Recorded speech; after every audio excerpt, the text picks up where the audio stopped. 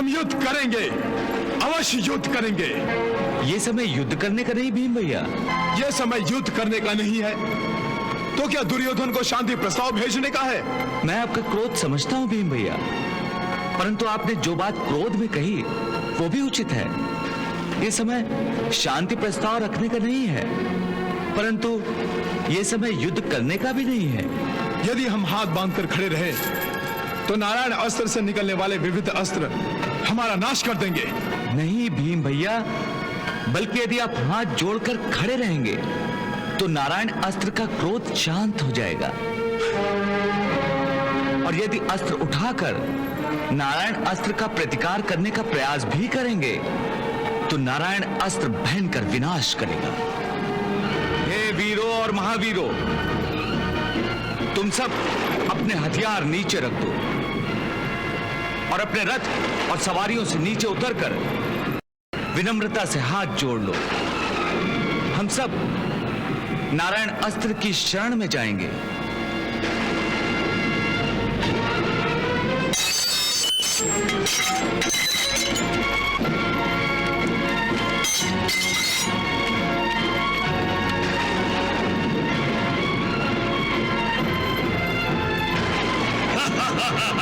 देखिए मवाश्री, देखिए पांडव और उनके योद्धा अपने अपने रथों से उतरकर नारायण अस्त्र को विनम्र प्रणाम कर रहे हैं।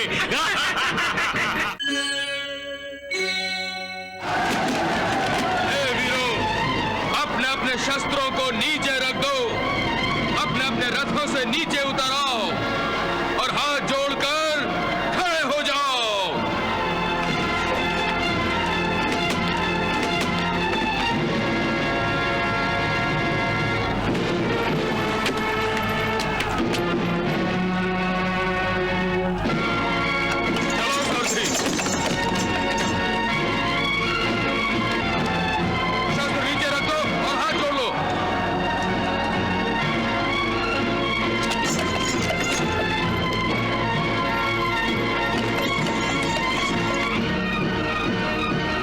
भैया, आप भी अपने शस्त्र नीचे रख दीजिए और रथ से उतरकर प्रणाम कीजिए। सेनापति जी, ये क्या कह रहे हैं आप? हथियार डालने का आदेश दे रहे हैं? युद्ध भूमि पर हम युद्ध करने आए हैं, हथियार डालकर उनका अपमान करने नहीं। हम युद्ध करेंगे, अवश्य युद्ध करेंगे। ये समय युद्ध करने का नहीं भीम भैया। यह समय युद्ध करने का नहीं है तो क्या दुर्योधन को शांति प्रस्ताव भेजने का है? मैं आपका क्रोध समझता हूं भीम भैया, परंतु आपने जो बात क्रोध में कही वो भी उचित है। ये समय शांति प्रस्ताव रखने का नहीं है, परंतु ये समय युद्ध करने का भी नहीं है। मैं तुम्हारी बातों में नहीं आने वाला मधुसूदन। यदि हम हाथ बांधकर खड़े रहे तो नारायण अस्त्र से निकलने वाले विविध अस्त्र हमारा नाश कर देंगे। नहीं भीम भैया, बल्कि यदि आप हाथ जोड़कर खड़े रहेंगे तो नारायण अस्त्र का क्रोध शांत हो जाएगा, और यदि अस्त्र उठाकर नारायण अस्त्र का प्रतिकार करने का प्रयास भी करेंगे तो नारायण अस्त्र भयंकर विनाश करेगा। इसलिए आप अपने अस्त्र नीचे रखकर रथ से नीचे उतर आइए। मैं सभी से यही विनती कर रहा हूं। चलो अर्जुन। जो आज्ञा मधुसूदन।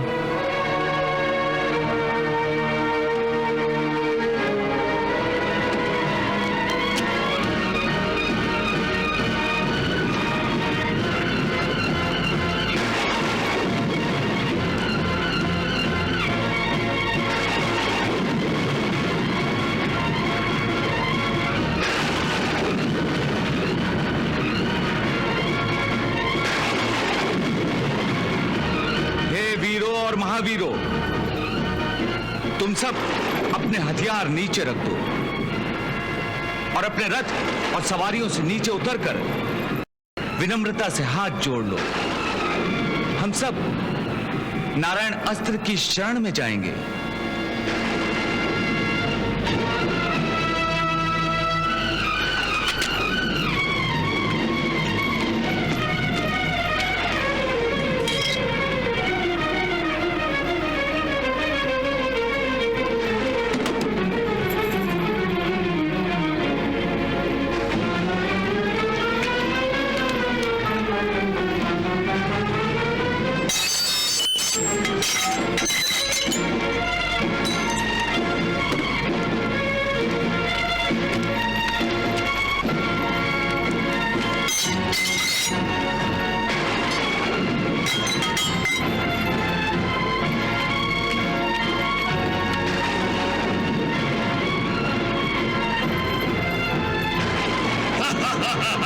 देखिए मवाश्री, देखिए पांडव और उनके योद्धा अपने अपने रथों से उतरकर नारायण अस्त्र को विनम्र प्रणाम कर रहे हैं।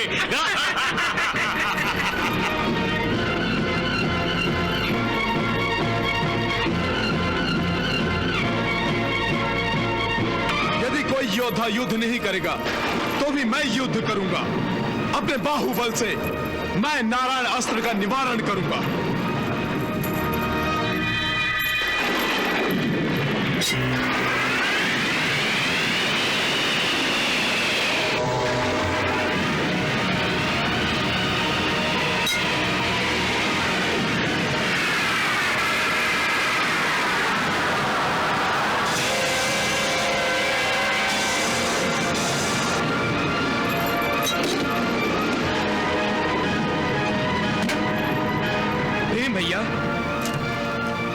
भीम भैया हट मत कीजिए, वासुदेव की बात मान जाइए और गदा फेंकर रथ से नीचे उतर आइए। क्या आपने देखा नहीं कि युद्ध करने की केवल बात करने से ही नारायण अस्त्र का तेज बढ़ गया है? नहीं अर्जुन, मैं युद्ध करूंगा, अवश्य युद्ध करूंगा। मैं अपने इस गदा से अश्वत्थामा के नारायण अस्त्र को चूर चूर कर दूंगा।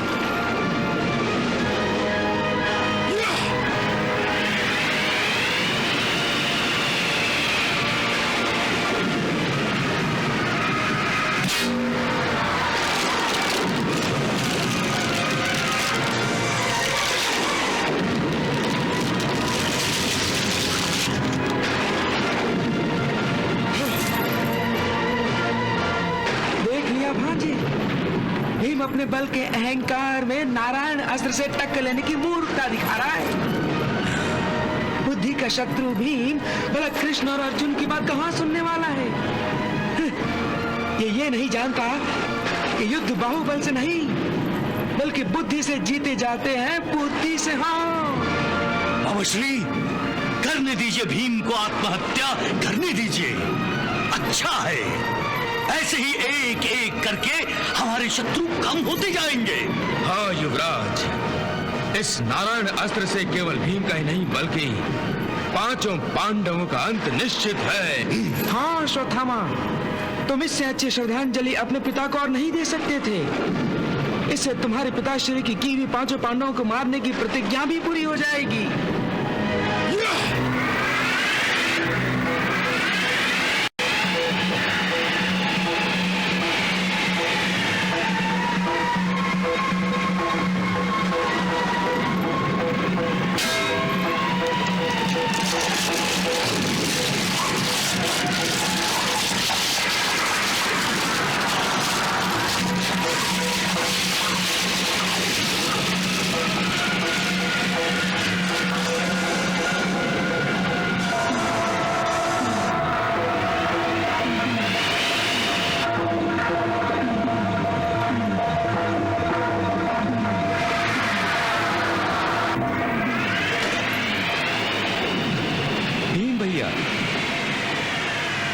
जब हम सभी आपको युद्ध न करने की विनती कर रहे हैं, आप तब भी युद्ध कर रहे हैं।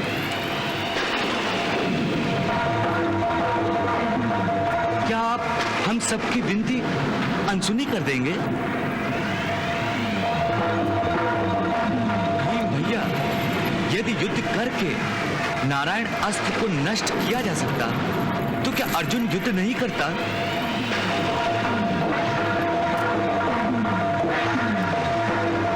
भीम भैया मान गया कि आप हम सबसे बलशाली हैं। आपको 10 सहस्त्र हाथियों का बल प्राप्त है। फिर भी आपने देख लिया कि आपका ये बल नारायण अस्त्र के विरुद्ध पर्याप्त नहीं है। फिर आप क्यों लड़ना चाहते हैं? आप अपने हथियार नीचे रख के तो देखिए कि क्या परिणाम होता है।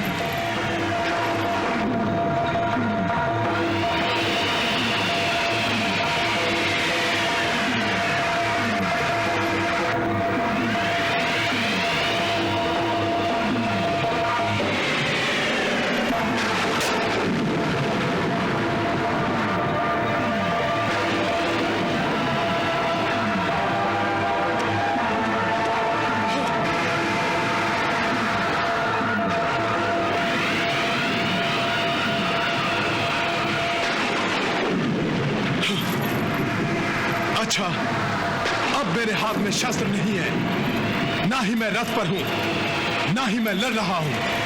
परंतु आपके मन में तो युद्ध करने का विचार है। हाँ, ये बात भी घातक है भीम भैया। जो वीर मन से भी नारायण अस्त्र से युद्ध करने का विचार भी रखता है, चाहे वो निशस्त्र क्यों ना हो, नारायण अस्त्र उसका विनाश कर देता है।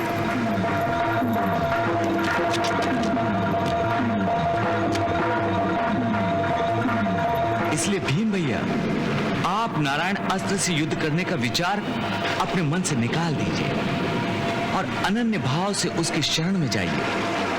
नारायण अस्त्र स्वयं शांत हो जाएगा।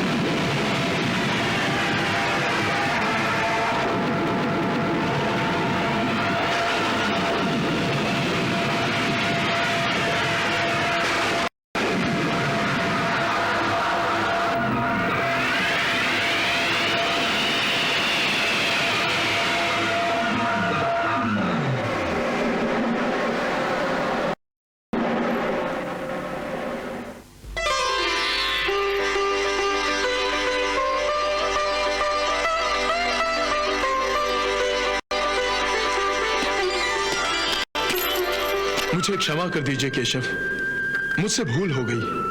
भीम भैया, मैं आपसे क्षमा मांगकर मुझे लज्जित मत कीजिए। हे नारायण, आज तुम्ही ने भीम और हम सब की रक्षा की है। मैं चाहूंगा वासुदेव कि तुम्हारी कृपा दृष्टि इसी प्रकार सदा ही हम पर रहे।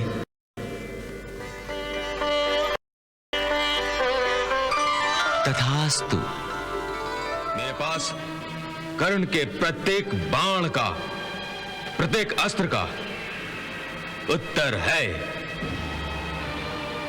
और पहली बार तो हम कर्ण से युद्ध नहीं करेंगे। और कर्ण से कैसा डर भ्राताश्री, कर्ण को हमने कई बार पराजित कर चुके हैं और इस बार भी हम वो सूत पुत्र को पराजित करेंगे।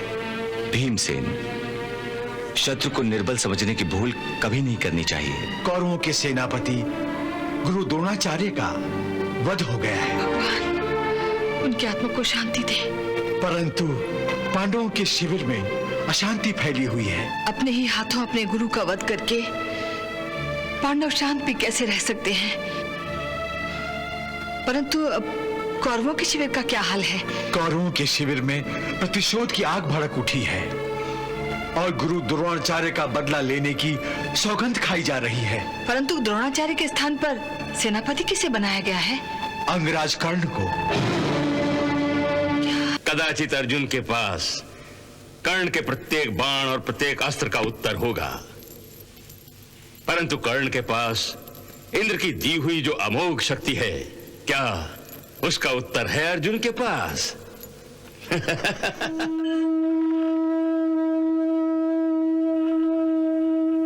कर्ण के सेनापति बन जाने की खुशी में कौरव सेना शंख बजा रही है। इसी बात का तो डर था। कर्ण से डर? हाँ, परंतु कर्ण से ज्यादा कर्ण के तुनीर में जो दिव्यास्त्र हैं, उनका डर। भ्राताश्री, आप अपने मन से यह डर निकाल दीजिए। मेरे पास कर्ण के प्रत्येक बाण का, प्रत्येक अस्त्र का उत्तर है। और पहली बार तो हम कर्ण से युद्ध नहीं करेंगे। और कर्ण से कैसा डर भ्राताश्री, कर्ण को हमने कई बार पराजित कर चुके हैं और इस बार भी हम वो सूत पुत्र को पराजित करेंगे। भीमसेन, शत्रु को निर्बल समझने की भूल कभी नहीं करनी चाहिए और कर्ण जैसे शत्रु को तो बिल्कुल निर्बल नहीं समझना चाहिए। कर्ण को हम निर्बल नहीं समझ रहे भ्राताश्री, परंतु हम उससे डरते भी नहीं हैं। मेरे तुणीर का हर बाण कर्ण से युद्ध करने के लिए तड़प रहा है। कर्ण को भी मुझसे टकराने की बड़ी इच्छा है। मैं इस युद्ध में उस सूत पुत्र की ये अंतिम इच्छा पूरी करना चाहता हूं। हे अर्जुन, हे भीमसेन, पितामह भीष्म और गुरु द्रोणाचार्य को रास्ते से हटाकर यह मत समझो कि कौरव निर्बल हो गए हैं। पितामह भीष्म, गुरु द्रोणाचार्य और अंगराज कर्ण कौरव के ये तीनों सेनापति भार्गव परशुराम के शिष्य रहे हैं। इसलिए कर्ण के सेनापति बन जाने से कौरव की शक्ति में कोई कमी नहीं आई है, बल्कि कौरव पहले से भी ज्यादा शक्तिशाली और बलशाली हो गए हैं। ऐसा कहकर आप भीष्म पितामह और गुरु द्रोणाचार्य दोनों के शौर्य का अपमान कर रहे हैं। क्या आप कर्ण को पितामह भीष्म और गुरु द्रोणाचार्य से शक्ति में बढ़कर समझते हैं? हाँ हाँ, मैं कर्ण को पितामह भीष्म और गुरु द्रोणाचार्य से बढ़कर समझता हूं, क्योंकि गुरु द्रोणाचार्य और पितामह भीष्म इन दोनों में और कर्ण में बहुत बड़ा अंतर है। पितामह भीष्म और गुरु द्रोणाचार्य के मन में हमारे प्रति ममता थी, परंतु अंगराज कर्ण के हृदय में हमारे लिए केवल घृणा है, द्वेष है। यही घृणा कर्ण को पांडवों के विरुद्ध पितामह भीष्म और गुरु द्रोणाचार्य से अधिक शक्ति देती है। दुर्योधन अब कर्ण की पांडव दुश्मनी के बल पर हमें पराजित करना चाहता है। जो विनाश पितामह भीष्म और गुरु द्रोणाचार्य न कर सके, वो विनाश अंगराज कर्ण अवश्य कर सकता है। वो हमारा सर्वनाश कर सकता है। इसलिए कर्ण को किसी से भी कम मत समझो।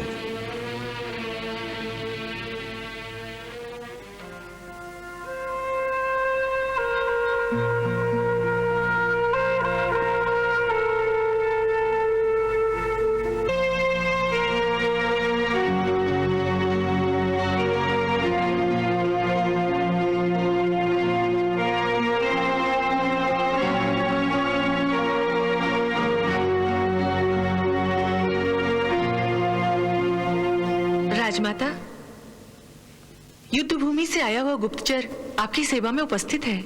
ठीक है, तुम जाओ।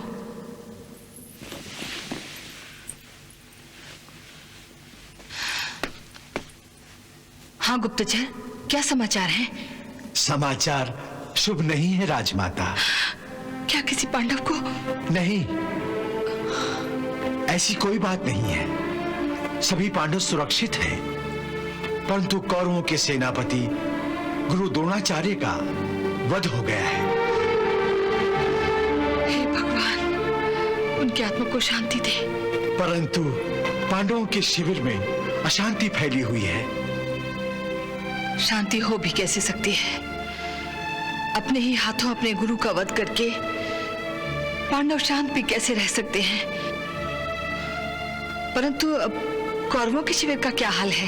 कौरवों के शिविर में प्रतिशोध की आग भड़क उठी है और गुरु द्रोणाचार्य का बदला लेने की सौगंध खाई जा रही है। परंतु द्रोणाचार्य के स्थान पर सेनापति किसे बनाया गया है? अंगराज कर्ण को। हाँ राजमाता। कर्ण को? हाँ राजमाता।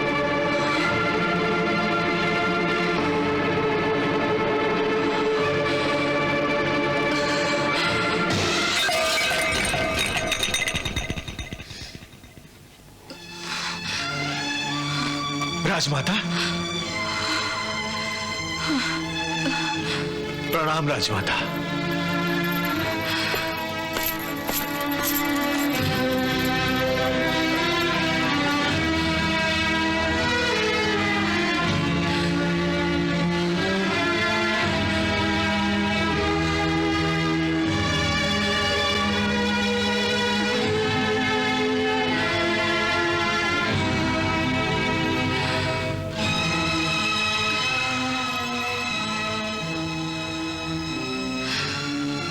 हे प्रभु,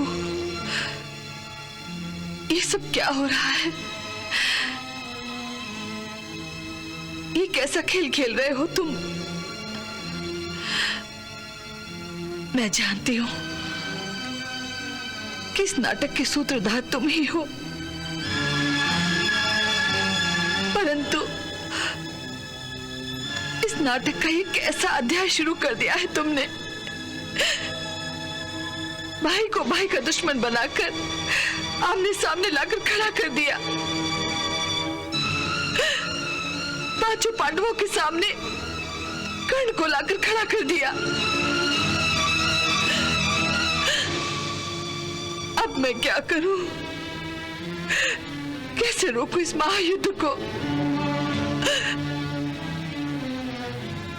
हे अंतर्यामी, तुम अच्छी तरह से जानते हो कि अपनी ही कोख से जन्म लिए गए भाइयों के बीच होने वाले इस महायुद्ध को मैं नहीं रोक सकती। मैं नहीं रोक सकती। मैं जानती हूं कि मैं दोषी हूं अपने पुत्रों की, जिन्हें मैं ये भी नहीं बता सकती कि कर्ण और पांडव आपस में भाई भाई हैं। और सबसे अधिक दोषी हूं मैं कर्ण की, जिसे मैं ये भी नहीं बता सकती कि मैं उसकी मां हूं, उसकी अभागी मां।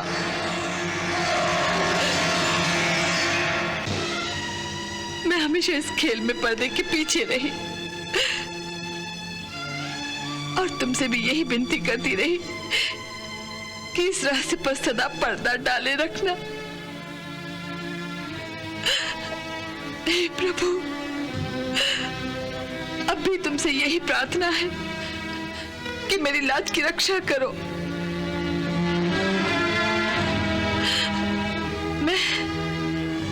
मैं किस मुंह से कर्ण को कहूं कि मैं उसकी मां हूं, और ये भी कि मैंने उसे अपनी कौमार अवस्था में जन्म दिया। नहीं प्रभु, नहीं। एक मां अपने पुत्र के सामने कैसे इतनी निर्लज्ज हो सकती है? कैसे इतनी निर्लज्ज हो सकती है?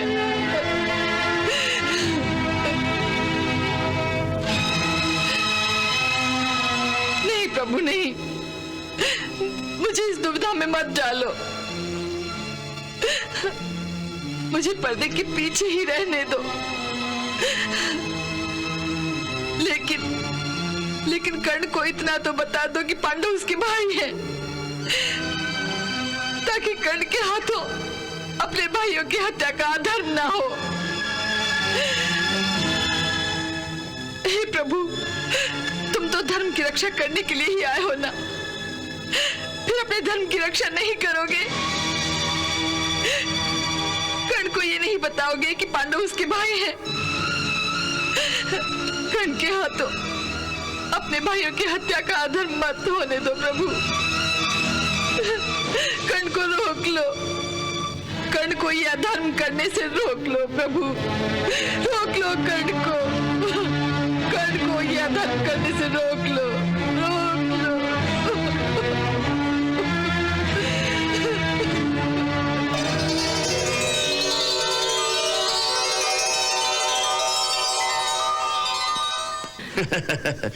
कदाचित अर्जुन के पास कर्ण के प्रत्येक बाण और प्रत्येक अस्त्र का उत्तर होगा, परंतु कर्ण के पास इंद्र की दी हुई जो अमोघ शक्ति है, क्या उसका उत्तर है अर्जुन के पास? नहीं युवराज, अर्जुन के पास इंद्र की दी हुई इस अमोघ शक्ति का कोई उत्तर नहीं है, क्योंकि जिस किसी पर भी इस शक्ति का प्रयोग होगा उसका वध अनिवार्य है। मैंने अब तक इस शक्ति का प्रयोग नहीं किया है, क्योंकि इस शक्ति पर मैंने अर्जुन का नाम लिखा है। अर्जुन का। कल मैं सर्वप्रथम अर्जुन के साथ युद्ध करूंगा और अपनी अमोघ शक्ति का प्रयोग करके अपने परम शत्रु अर्जुन का वध करूंगा। यह तुमसे मेरा वचन है मित्र, वचन है। अर्जुन का वध करने के बाद मैं शेष चारों पांडवों को अपने अस्त्रों के प्रभाव से बंदी बनाकर तुम्हारे सामने ले आऊंगा, या उनको भी परलोक पहुंचा दूंगा। मित्र दुर्योधन, मैं कल ही इस युद्ध को समाप्त कर दूंगा। कल ही, और कल ही पांडवों का विनाश कर दूंगा, संपूर्ण विनाश। अब देखता हूं कि कौन रोकता है मुझे, कौन रोकता है मुझे।